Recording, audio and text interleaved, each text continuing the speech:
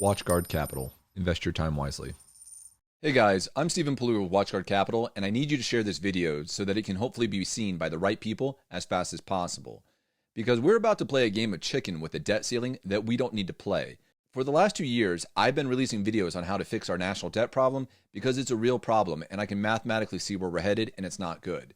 In these 2 videos, I show how adding real assets to the Social Security Trust Fund could eliminate up to 12.4% in taxes on earned income, and how the very first idea I ever submitted to the government would have saved $720 billion over the last 23 months had it been implemented in October of 2019. But it wasn't, which is one of the many reasons we're now hitting the debt ceiling. What is the debt ceiling or debt limit? Per the Treasury Department, the debt limit is the total amount of money that the United States government is authorized to borrow to meet existing legal obligations, including Social Security and Medicare benefits, military salaries, interest on national debt, tax refunds, and other payments. Since 1960, Congress has acted 78 separate times to permanently raise, temporarily extend, or revise the definition of the debt limit, 49 times under Republican presidents and 29 times under Democratic presidents.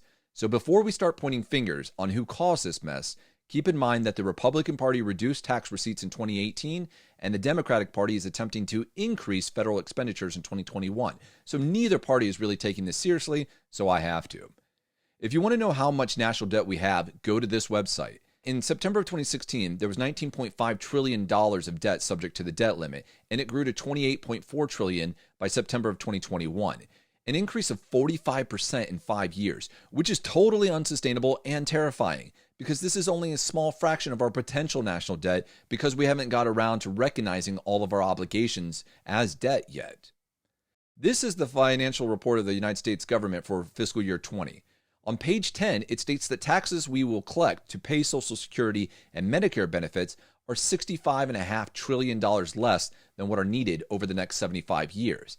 Total federal non-interest net expenditures are $79.5 trillion more than expected taxes. So we know these obligations exist under current law, but we don't count it towards national debt because Congress could eliminate those obligations by eliminating the programs or reducing benefits in the future. Now, this $6.2 trillion of debt of the $28.4 trillion total recognized national debt are the underlying investments in the Social Security Trust Fund, the Medicare Trust Fund, the Military Retirement Fund, the Pension Benefit Guaranty Corporation Fund, and all other trusts of the United States government.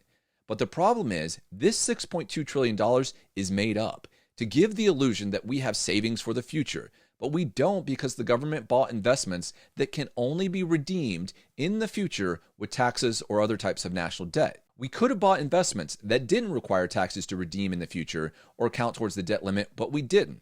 Why didn't we? Because our investment strategy was established in the past, like way in the past, like when the Army was still using cavalry to fight wars. And I'm 100% serious and not joking. And our strategy really hasn't ever been updated since. And that investment strategy was probably acceptable when we were on the gold standard. But once that was removed in 1971, it was only going to work if we had a high population growth rate or a high productivity growth rate that materially outpaced inflation or the rate of growth on long-term obligations. But if they fell short of outpacing those rates, we were going to have a major problem on our hands. This is the United States economic growth rate, and it's been falling. We used to have double-digit growth rates in the 1950s to the 1980s, and now we're lucky to break north of 5%. And this is the United States population growth rate, which has also steadily been decreasing since the 1960s. And we've been buying time by continuously lowering interest rates on Treasury bonds to reduce our interest expense. But even a low interest rate on a massive amount of debt is going to be a massive amount of interest and is going to start crowding out government budgets, and it is. Which is one of the many reasons why we're hitting the debt ceiling now and going to hit it more often and faster in the future until we modernize our federal budget system to something in the 21st century. And here's how we could do that today. Have the U.S. Treasury Department or the Federal Reserve call up the Social Security Administration Board and the Military Retirement Fund Board and say, hey, we want to buy some of the bonds in your trust funds, which are also debt obligations of the United States government. The Social Security Trust Fund has about $2.9 trillion of intergovernmental bonds in it as of September 2021. If those bonds earn an expected 3.75% rate of return, which is probably a little on the high side, they would generate $108.7 billion in interest that the Treasury Department has to collect in taxes or finance with other forms of national debt in the future. The Military Retirement Fund has about $1.1 trillion of intergovernmental bonds as of September 2021. If it earns the same expected 3.75% rate of return, that will cost the Treasury Department another $41.2 billion in interest over the next year. Combined, the two trusts contain about $4 trillion in intergovernmental debt holdings and will require $150 billion in expected interest from the Treasury during the next year.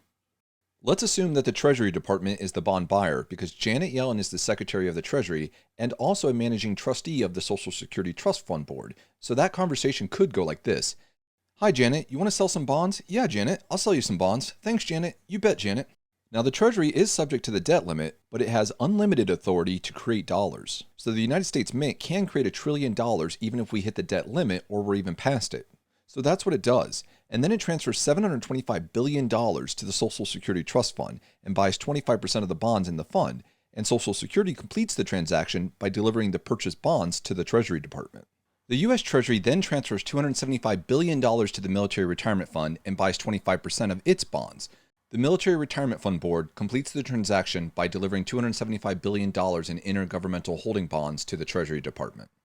Now, the Treasury Department has $1 trillion of national debt it just purchased, which means that it owes $1 trillion to itself. So poof, it retires that debt and it disappears. And that's honestly how it works right now.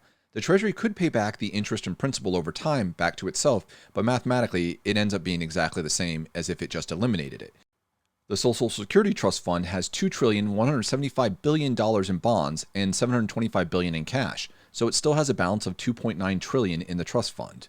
The Military Retirement Fund has $825 billion in bonds and $275 billion in cash, so it still has a balance of $1.1 trillion in the trust fund. Both boards establish an investment account under the Thrift Savings Plan just like a federal employee would, and then deposit the bond proceeds or cash in the newly created accounts and acquire U.S. stock indexes. The result? Both trust funds are now more diversified. National debt is reduced by $1 trillion. The Treasury Department's annual expected interest expense is decreased by $38.5 billion for the next year. The expected rate of return on the trust funds have increased from 3.75% to 5.31%, which means Social Security bought more time before its trust fund is depleted. And there are more resources for military operations or procurement in the future if needed. And if that's not big enough of an impact for you, let's see what would happen if the U.S. Treasury Department bought out 50% or $2 trillion of all intergovernmental holding bonds of these two trusts. The end result? The trust funds are even more diversified, national debt is reduced by $2 trillion, the expected annual interest expense of the U.S. Treasury is decreased by $75 billion for the next year, the expected rate of return on the trust funds increases from 3.75% to 6.875%, which is more than double, so Social Security buys even more time before its trust fund is depleted, and the military has even more options in the future if needed. Still not enough? Buy 50% of the $6.2 trillion in intergovernmental holdings in all trust, which would create $3.1 trillion of relief to buy more time to solve the national debt problem. And for those of you who are going to reply with, the stock market's too risky, we are literally talking about defaulting on U.S. Treasury debt right now. And all of our public trusts are invested 100% in government debt. And the underlying debt can only be redeemed in the future with taxes or other types of debt. So our current system is not really a savings mechanism, but an accounting one. And we've been stating that we're on an unsustainable path for over 20 years, and no one really seems to care anymore. And now if someone mentions raising taxes to get it on a sustainable one, they're run out of office. So if you want to talk about risk, our current non-plan is exponentially more risky than the one I just presented. And if the stock market did have a bad year, which will absolutely happen, we can always revert back to the quote-unquote safer treasury debt and redeem it to pay expenses that year while we wait for the stock market to recover. But there is no scenario that what we've done in the past is what we should do in the future. So please share this video, subscribe to WatchGuard Capital's channel, and become a Patreon to support finding a real solution to national debt. I'm Stephen Paluga with WatchGuard Capital, and until next time, invest your time wisely.